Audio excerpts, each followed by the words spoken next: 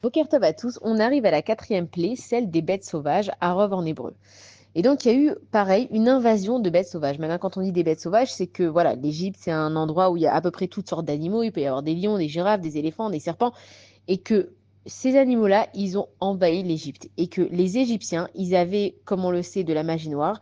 Ils arrivaient grâce à leur sort à contrôler un petit peu les serpents, à contrôler les animaux.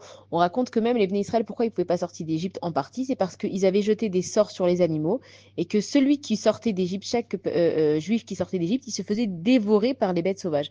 Et donc là, Kadash Baruch Hu, il a renversé les choses, c'est lui qui contrôlait les bêtes sauvages. Et comme on sait, c'est que les Bnei Israël, eux, en fait, ils pouvaient être à côté d'un lion et le lion, il allait rien leur faire. Et que les Égyptiens qui étaient peut-être à côté d'un juif à ce moment-là, les bêtes sauvages, elles venaient et elles les dévoraient. Et la vengeance, c'est qu'ils obligeaient les Bnei Israël à s'occuper d'animaux justement sauvages et qu'ils riaient quand ils se faisaient dévorer. Ça veut dire qu'ils leur demandaient de faire des spectacles avec des crocodiles, ils leur demandaient de faire des spectacles avec des lions, avec des zèbres, des zèbres, pardon, etc. Et qu'ils savaient que c'était des animaux dangereux et simplement ils se régalaient de voir les juifs se faire dévorer par des bêtes sauvages.